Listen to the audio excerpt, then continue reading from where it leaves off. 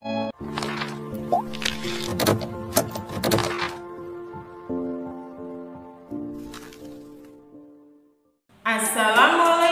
warahmatullahi wabarakatuh. Apa kabar anak-anakku semua? Alhamdulillah, luar biasa. Allahu Akbar. Yes, oke. Ya, anak-anakku, bertemu lagi dengan Ibu. Di sini Ibu akan membahas mengenai tema 5G, materi bahasa Indonesia tentang teks narasi dan kata tanya. Sebelum memulai pembelajaran, marilah kita bersama-sama membaca basmalah. Bismillahirrahmanirrahim. Amin. Ya, anak-anakku, kita akan membahas mengenai teks narasi. Teks narasi adalah suatu karangan fiksi atau non-fiksi yang menyajikan serangkaian peristiwa atau kejadian dan disusun secara kronologis sesuai dengan urutan waktunya. Itu adalah pengertian dari teks narasi. Teks narasi dapat dijumpai dalam berbagai karya tulis maupun teks umum seperti cerpen, novel, biografi, dan cerita sejarah. Itu adalah salah satu contoh teks narasi yang sering kita jumpai. Teks narasi memiliki ciri tertentu, yaitu memiliki alur cerita yang terkesan seperti suatu kronologis kejadian yang disusun secara berurutan dengan gaya bahasa seperti bercerita.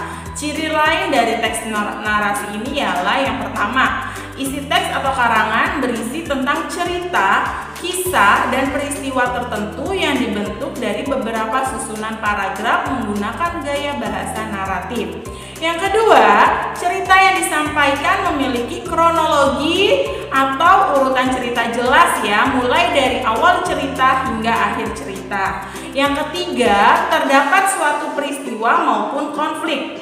Dan yang terakhir, memiliki unsur-unsur pembentuk berupa tema, latar, watak, dan waktu maupun karakter. Itu tadi adalah beberapa ciri-ciri teks narasi ya nak, perlu kalian ingat ya nak. Ya, pembahasan selanjutnya mengenai kata tanya. Kata tanya adalah kata yang dipakai dalam kalimat tanya untuk menanyakan sesuatu, baik itu orang, benda, perbuatan, tindakan, keadaan maupun situasi dan lain sebagainya. Sedangkan kalimat tanya adalah kalimat yang di dalamnya terkandung sebuah pertanyaan kepada pihak lain yang diajukan untuk memperoleh jawaban dari pihak yang ditanya. Ada beberapa kata tanya untuk membuat kalimat tanya. Yang pertama, kata tanya siapa digunakan untuk menanyakan nama. Contohnya adalah siapa namamu? Nah, selanjutnya kata tanya kapan digunakan untuk menanyakan waktu. Contohnya, kapan kamu berangkat ke sekolah?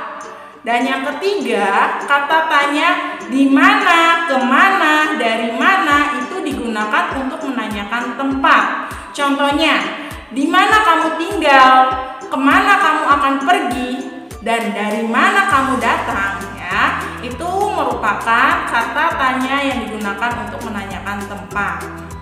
Ya anak-anakku, kita lanjut lagi ke kata tanya yang selanjutnya ya. Contoh kata tanya yang lain adalah kata tanya berapa. Digunakan untuk menanyakan jumlah. Contoh kata tanya berapa ialah berapa jumlah koleksi buku ceritamu. Dan selanjutnya kata tanya apa digunakan untuk menanyakan benda atau suatu hal. Contohnya, apa yang kamu bawa? Kata tanya bagaimana digunakan untuk menanyakan keadaan atau kejelasan tentang sesuatu hal, cara atau proses pengerjaan sesuatu. Contohnya, bagaimanakah cara membuat kue bolu kukus? Ya, kata tanya mengapa digunakan untuk menanyakan sebab atau alasan suatu peristiwa itu terjadi. Contohnya, mengapa rakyat Aceh melakukan perlawanan terhadap Portugis? Alhamdulillah anak-anakku, pembahasan mengenai teks narasi dan kata tanya sudah Ibu jelaskan. Kalian bisa membaca lagi materi tersebut di buku tema 5G-nya halaman 37 ya nak. Sampai jumpa di pertemuan selanjutnya. Wassalamualaikum